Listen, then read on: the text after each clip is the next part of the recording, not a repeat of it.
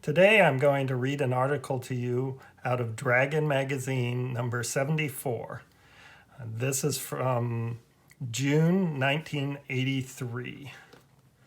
And I'm going to read you the article and then I'm going to tell you a little bit of my opinions about it. The article is called A Player Character and His Money by Louis Pulsipher. Louis Pulsipher also wrote a different and very good article in this magazine called The Vicarious Participator. Okay. It has frequently been noted that in some fantasy role-playing games, the amount of money available to and actually possessed by player characters is unbelievably enormous. Impossible to transport or to store in anything smaller than a castle. Even a relatively inexperienced character can, after not too long, afford almost anything he can carry, and such things as towers and ships are within the range of a character's pocketbook before not too much longer than that. Some game masters go to great lengths to describe goods and services in their campaigns in terms of their real, that is, medieval prices, very low rates to someone with several pounds of gold coins. Typically, suggestions for the toning down of the game's monetary system are met with two retorts. First, it is a fact of the campaign that the area frequented by adventurers is experiencing rampant inflation. And second, that is an adventure game. After all, and huge piles of gold are part of the heroic milieu. This article approaches the subject of money from two angles. First, suggesting a means of simplifying monetary transactions while making treasures more believable and easier to store or carry. And second, describing some ways in which a referee can coax treasure away from adventurers once they discover it. The silver standard. The first part is easy. In any description of a hoard of monetary treasure, replace the word gold with silver. But don't change prices or values given for goods or services. Adopt the silver standard, which actually prevailed in late medieval times. A gold piece, arbitrarily set equal to 10 silver pieces to make the calculations easy, becomes really valuable. And silver, once sneered at as too cheap to carry, takes its rightful place as the wealthy man's mode of exchange. Maintaining the proportion between gold and silver, the value of a silver piece is set equivalent to 10 copper pieces. The copper piece is small change, certainly, but not such a minuscule piece of currency as it is in some games. In a world where silver replaces gold, medieval prices for ordinary goods and services are reasonable, and the net result is either unchanged or decreased spending power for adventurers. Concerning the size and weight problem, a display of medieval coins in a museum will show that coins minted prior to the modern era were very small, rather like an American dime or a British halfpenny, new pence. Consequently, in bygone days, it was possible to carry a small fortune without risking a permanent back problem from the weight. Try setting the size and weight of a coin, copper, silver, or gold, equal to the size and weight of a dime. When this standard is used instead of, for instance, the AD&D game standard, where coins weigh 1/10 of a pound each, someone who could carry a sack of 300 gold pieces, 30 pounds in the old system, can carry 6,584 gold in the new system. 1 dime equals 35 grains or 219 plus coins per pound. The gold is far more valuable per piece because the silver standard is used. In this system, for size and weight can only be used if the silver standard is also employed. Now, personal fortunes are no longer impossible to carry, and adventurers don't need magic bags or mules in order to carry a decent sum away from an adventure or a theft. The origin of treasures. Why, since gold circulated so freely in the ancient world, did it virtually disappear in the Dark Ages? Much was hoarded, for example, buried, and lost. Some was successfully hoarded for centuries.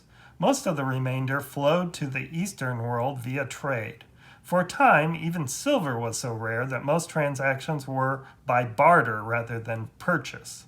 In a sense, adventurers are discovering lost hoards when they take treasure from monsters. If the history of your fantasy world is like that of Earth, having a dark age or age of chaos, there may justifiably be a severe shortage of gold, hence its great value, in the years that follow this period. Most personal wealth will be in goods, not money, and consequently it will be relatively difficult for a thief to transport or dispose of his gains. Except through barter, one can't spend a fur coat or obsidian necklace. Unless player characters are astute, they may sell such liberated items for far less than their nominal worth. A player character and his money. What means are available in the campaign to separate player characters from the treasure which sooner or later they will accumulate?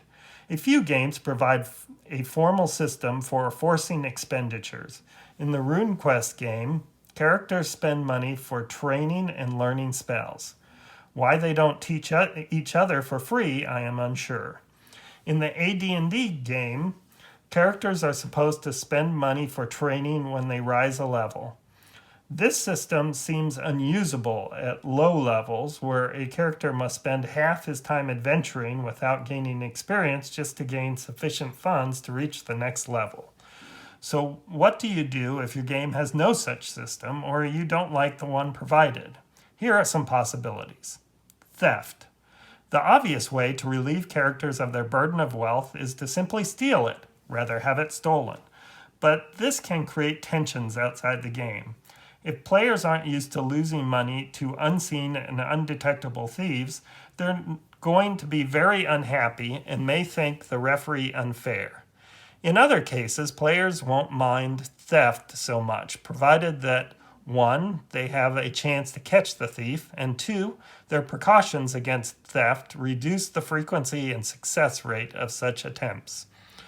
To illustrate the first point, if the referee simply says one day, "You can't find your money pouch," the player will have virtually no chance to stop or catch the thief. If, however, during the course of discussions at an inn or on the street, the referee casually refers to someone bumping into and jostling the character, the player has a chance to react to the theft if he thinks about the possibility. Or if a theft occurs while the character is sleeping, he may be able to find some clues to help track down the miscreant. As for the second point, precautions. A character who conceals rather than flaunts his wealth should be less vulnerable to theft than one who becomes known as a big spender. Furthermore, some players make lists of precautions to be observed by characters when in towns or other areas frequented by thieves, while others take no precautions. The latter are more likely to be successfully robbed. A character can be conned out of his money. For example, when he buys a magic spell scroll, which turns out to have flaws, but frequently con games and similar forms of deceit are no fun for referee or players. Moreover, players soon become extremely wary, making it almost impossible to fairly con them. But most important, con games, more so than ordinary theft, are too personal. This feels too much like the referee rather than the monsters and NPCs against the players, obstructing the ideal of the referee as an impartial arbiter. For this reason alone, deceit is not a satisfactory way to relieve characters of their treasure. Players soon become so wary of ordinary theft that the referee cannot successfully steal large sums without resorting to strong-arm tactics. For example, an extortioner who happens to be a high-level assassin. Once again, this results in an adversary relationship likely to sour the game, if not personal relations outside of it. Theft is not enough. Upkeep. Since adventurers spend only a small part of their time out adventuring, they must spend money for a place to stay, food, clothing, and amenities. All expenses that are not reflected in buying equipment for adventurers. Some rules assume that the more experienced a character is, the more money he will spend. This is almost universally true, but still somewhat inaccurate. Though there is a tendency in most people and characters to spend more when one has more to spend, an adventurer's rise in income can often far outstrip his expenditures. Adventurers will always have to pay a minimum amount for upkeep, with additions according to the extent of largesse and luxury they wish to enjoy. Armor and weapon repairs, oil and rations, and other matters of equipment replacement, often ignored by players, can be subsumed in upkeep. And the more expensive a city's prices are, the higher upkeep costs will be for residents in the city. Here is where the idea of local inflation, the gold rush boom town with very high prices for ordinary goods, can come into play. Henchmen and hired help. Along with personal upkeep comes some payments to henchmen and loyal followers, including but not limited to their upkeep. This total expense can be much greater than personal costs. Novice and near-novice adventurers are unlikely to have such expenses, but veterans who may wish to hire skilled craftsmen must pay what the market demands, regardless of the list price given for a service in the rulebook. If only one armorer in town can make plate and several adventurers or lords want to hire him, the armorer may charge an unusually high fee. It should be noted for medievalists, however, that in the Middle Ages many fees were set by a guild or by the city government and could not be exceeded. Supply and demand as we know it did not operate to change prices, though it might lead to a devaluation of coinage through reduction of the metal content. Adventurers, followers, and henchmen, if they are to remain loyal, must be very well paid. Otherwise, many will strike out on their own. A character who owns a stronghold, even a simple blockhouse with a tower, will have to pay troops and other skilled personnel to garrison it. They must be paid well enough to remain loyal, or the character may find that when he returns from an adventure, that he's excluded from his stronghold, or that it has been sacked by the garrison. Acquiring a stronghold. Perhaps the greatest expense any adventurer will face is the cost of buying or constructing a personal stronghold. An adventurer may buy or build several strongholds in the course of a long, successful career. The first may be a small tower or just a stone house or villa, either in or near a town. Unless he has obtained a large grant of land as well, the character may prefer to move to another area to build a full-scale castle, rather than expand his single tower. And later, he may trade territories, not uncommon in the Middle Ages, or find a better place to build his master Festung, in which to spend his remaining years. Such great stone edifices are extremely expensive, especially if the adventurer wants it built rapidly rather than over the course of 5 years. Moreover, expenses do not stop when the stronghold is completed. Maintenance costs, both for material and personnel, are anything but negligible. And the older the stronghold, the more maintenance the structure will cost. If life is too easy for characters while they stay in town, they'll have no incentive to obtain a stronghold. The more they're harried by thieves, assassins, punks, sword slingers looking for a reputation, and so on, the more they'll look on spending money for a stronghold as a gain, not a loss. Religion. Religion should drain a significant sum from adventurers, staying more or less proportional as income rises. In most fantasy worlds, the gods are real, and if not omnipresent, they at least affect the world through manipulation of followers and minions. Most adventurers will actively worship one or more gods, if only just in case, Active worship entails contributions, if not tithes, 10% of all income, or offerings of animals and goods of the worshiper. And if the local temple is destroyed, the wealthy worshippers, that is, the adventurers, will be expected to provide money to rebuild it. Taxes in the medieval or the modern world. Citizens of a town are expected to pay taxes according to the value of their property, including money in the Middle Ages, and non-citizens are targeted for special levies unless the town is particularly eager to persuade the foreigners to stay.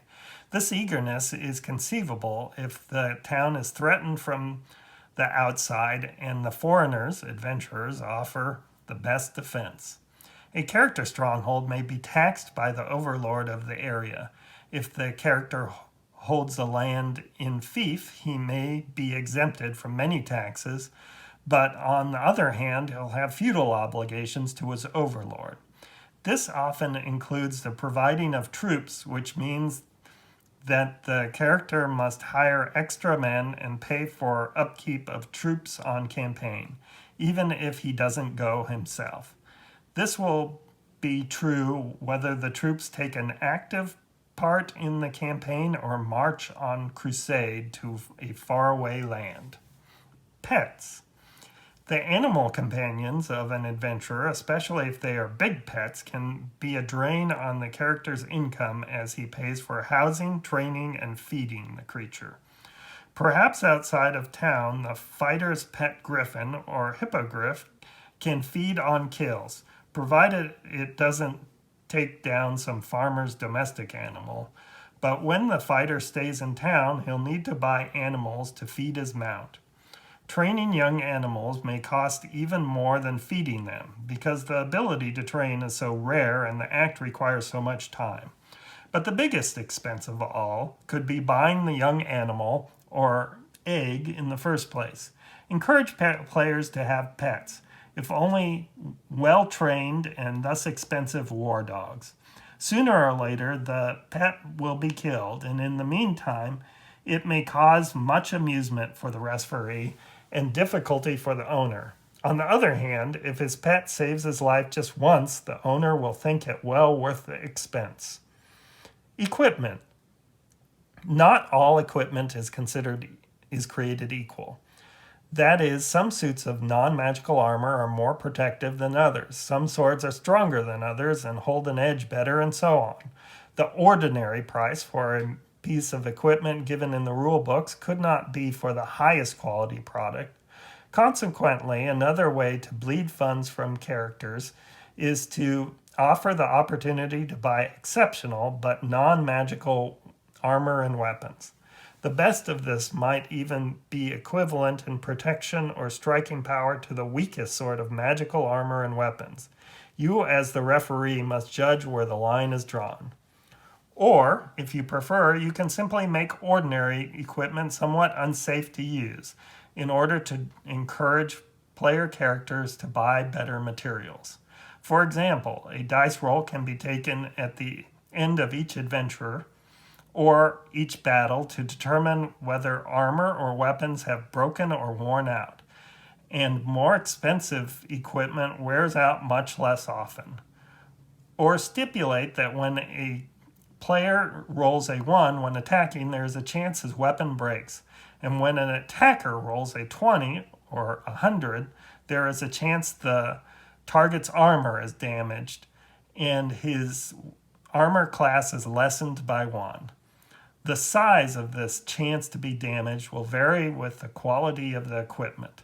The players can either periodically buy or repair cheap stuff, or they can buy high quality products and rest more easily. Of course, a referee could have someone sell magical equipment to characters, but in most worlds, the price would be so prohibitive that no adventurer could afford anything but a trade of magic items rather than a purchase. Who would be crazy enough to sell a permanently endowed magic item, such as a sword or shield? One-use magic. While permanent magic items, such as armor, will be available for purchase in most campaigns, except between players, one-use magic will be more plentiful. Alchemists manufacture potions to sell them, since they can't use most potions themselves. Required or retired magicians may make a living creating and selling scrolls and recharging some magic items. Allowing for the purchase of one-use magic can be a wonderful way to drain money from adventurers without unbalancing the game. In fact, it offers players one more way to make a good move in the game by purchasing the most important types of one-use items, such as scrolls for healing and neutralizing poisons. If a character finds a fairly good magic item, such as a wand of magic missiles or a wand of weak fireballs, he can hardly afford to allow the thing to run out of charges, yet he'll probably use it frequently. Consequently, he'll be willing to pay out large sums to a magician to restore some charges to the item. It's not unknown for several members of a group of adventurers to contribute money toward recharging a wand owned by one of them, because the wand helped all of them survive. Information. The facts of the matter should be a valuable commodity in the campaign, something characters will buy at a high price. This information can come in many forms, from stories told in taverns, have another drink and tell me more, to accounts told by rumor mongers and oral historians, to the purchase of ancient books and the expertise of sages. Education and training for the adventurers themselves is a form of information which will cost significant sums early in a campaign. Later, adventurers will teach one another their skills and will learn few new ones. The more accurate a piece of information is, the more it should cost. Experts, especially, are always expensive.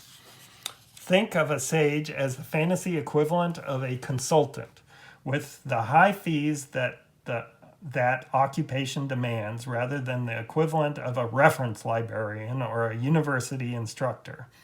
And although there are no detectives in medieval times, it is possible that someone would set himself up in the information gathering business. Not quite a detective, but not a spy either. Such persons would charge high fees because their service is nearly unique. Politics. It is almost impossible to become a wealthy, successful adventurer without getting involved in politics. Wealth and prestige bring enemies and hangers-on. The more a character participates in politics, the more it will cost to acquire and retain supporters, to obtain information, to bribe. Well-known adventurers may be expected to spend a season at the court of the ruler of the region. The travel, retinue, finery, and gifts this entails will not be balanced by any monetary gain, although the increase in prestige and favor may help the character later. Tournaments, jousts, and duels can be expensive for adventurers who are expected to participate in such events, although in some areas the prizes offered may more than offset the cost. And if a character is really serious about politics, he may have to bankroll a private army. Bribes. This is a way to soak up money in an accumulation of small amounts. Most readers will have heard of countries in which every official, minor or otherwise, expects a bribe in return for accomplishing what is nominally his everyday job. Why can't a fantasy society be afflicted with the same inefficiency? It's a matter of the size of the bureaucracy, the way it's recruited, and the expectations of society. Research. Magical research, whether to discover new spells or to determine the nature of found magic items, takes money. Don't let characters pay a meager sum in order to find out everything there is to know about a newly obtained item. Bleed their money away, giving a little more information for each input of funds. After all, magicians are rare and should be paid appropriately for their valuable research time. Of course, player characters may decide not to pay, but that's their choice. It may be possible to discover the relevant information through rumors, libraries, and knowledgeable non-magicians. The more complex a magic item is, the more characters will have to pay to determine exactly what it does. More than one level of performance or more than one power is desirable in an item. Even items with, unbeknownst to the player characters, only one power, so that players may continue to pay money in an attempt to learn about additional powers of an item long after its powers and levels of ability have actually been revealed. For example, one researcher may be able to determine one of the powers of a wand. Another research expert may know a command word, not necessarily related to the known power. Further research may reveal another command word and a second power, perhaps a variation of the first one. And the wand may be found to occasionally weaken the user. Finding out how to avoid that effect, or even if there is a way to avoid it, would cost even more than finding out about one of the wand's beneficial aspects. Investments. Bad investments will cost characters large sums. There ought to be a few good investments available, but most should be bad, just as in the modern world. Ways to spend invested money may include schemes to manufacture new inventions, property deals, money lending, and most likely mercantile ventures.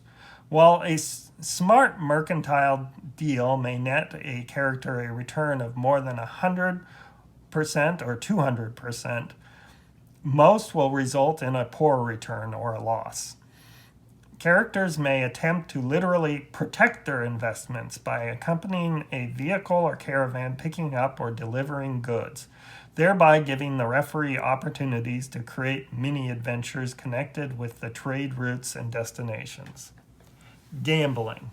This is a good way to separate incautious characters from their fortunes in the long run. Just make sure the odds favor the house if the game isn't actually fixed. And remember that a really big winner may make enemies of the owners of the gambling establishment or the losers in a private game. A referee can encourage gambling by making participation a matter of prestige in the locale, or by providing means of obtaining information, rumors at least, unique to the gambling establishments. If you challenge the manhood or womanhood of the player characters in connection with gambling, some of them will respond unwisely. That is, they will gamble to prove themselves. Small treasures, big spenders. The more opportunities player characters have to spend money, in small amounts or large, the more they'll spend. Some combination of methods described above should allow the referee to reduce the fortunes of all but the most miserly adventurers. But the most important single method of doing this is to make treasures small, so that characters can't accumulate large fortunes. Whether this stringency fits the heroic mold is a matter that only each referee and his or her players can decide. The end. So I actually think this is a very good article, and and actually Louis Pulsifer has, like I said, had another very good article in here called, in the same issue of the magazine, called The Vicarious Participator. And by the way, there's actually quite a few other articles by different authors in this particular magazine, which is number 74. And so even I think this magazine is actually really worth, this issue of the magazine is really worth acquiring. But so I have actually tried the Silver Standard and seen it tried in some games. And I think there is definitely some difficulty where the players are trying to, they're used to gold being worthwhile and silver being almost worthless. And so when they see these big silver hoards, they do have trouble like taking it seriously, and they tend to sort of ignore them in a way, trying to insist that the game master give them gold hoards. It might work over time, or possibly if the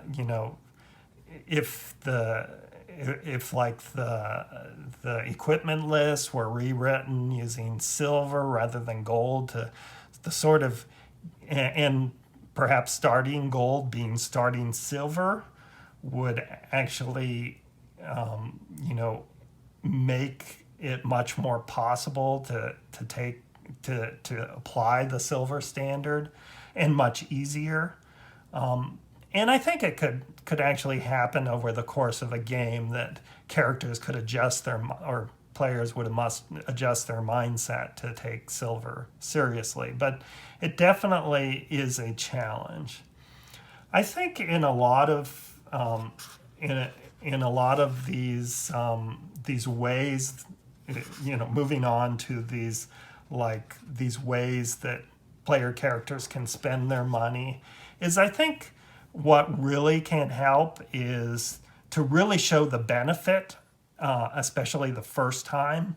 The example might be that, the first time that a character goes gambling, they essentially, if they make 10 times their money, then that actually, really will imprint itself in the players' minds, and in future opportunities to do gambling, they will be much more interested in that. I think also it's probably a good idea to actually sort of not draw out too much of these types of things. And so, again, with the example for gambling, I think that, you should essentially say, okay, you're going to go gambling for 2 or 3 days. What's the amount you want to spend? Is it 50 gold pieces? Is it 100 gold pieces? It's really easy to get sort of drawn into a sort of boring, game where, people are betting, essentially, half a gold piece, 10 silver pieces, just to see if they're going to win or not. And, you essentially just want to get it all out of the way in like 10 or 15 minutes, where you describe a couple days of gambling, and you just have one roll where, like,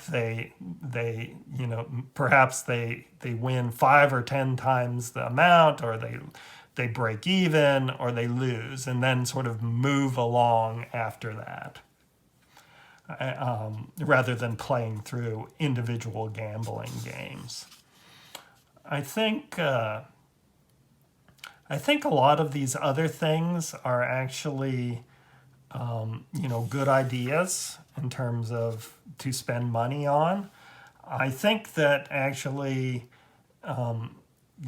Dungeons and Dragons and other games could actually help, make some changes to the rules, provide some things in the rule book that would actually really encourage a lot of these sorts of things. I think one of the things I was thinking early on is that or perhaps in the middle, it was the equipment. I thought this was, yeah, if sort of the ordinary equipment broke automatically on either a natural roll of 1 or a natural roll of 20, that would really encourage people to seek out extraordinary equipment that might get a saving throw instead of essentially breaking down on 1 out of every 20 hits. And it would also encourage people to, or encourage characters to have multiple weapons available, so that because there's definitely a tendency for people to buy just one, or characters to buy one weapon, and then that weapon basically lasts forever until they find a magic weapon or something like that. I think there's lots of interesting stuff in here. I mean, one of the things that I found out that worked pretty well is they were talking about inflation in here, and actually the author didn't think too much of this, but for example, I had a scenario where it became known that there was lycanthropes, werewolves and stuff roaming around, and so all of a sudden, the silver became worth 10 times what gold was worth, and so all of a sudden the characters were trying to scrape together, essentially a huge amount of gold in order to purchase a silver weapon, because it was just it was it was essentially they were buying a weapon, and it was 10 times more expensive because it was going to be a silver weapon rather than a regular weapon, and then it was going to be 10 times more than that, so essentially 100 times, because there were known werewolves running around, and certainly nobody's going to sell off their, or they're going to have a very high price for something that is needed right away, and that they're selling to somebody else such that they can't use themselves. And so I think this idea where in a certain area or in a certain scenario that there is huge inflation for a particular reason, that's something that players can understand. And so I think in a lot of these cases, if you can show the value very quickly for significant investment, players will understand it and they will invest more. And so I don't think you necessarily. I think it's actually a bad thing when you have your characters invest in things, in any one of these things, in paying taxes or having pets, and they find the pets to immediately, or the expense to immediately be a drain and just sort of an obnoxious waste of money, that is a real problem. But in general, I guess I would say I think this article is very good. I think the silver standard is worth considering. I think it's good to remember that he does have this addition to it where you can carry more silver pieces, or much more silver pieces than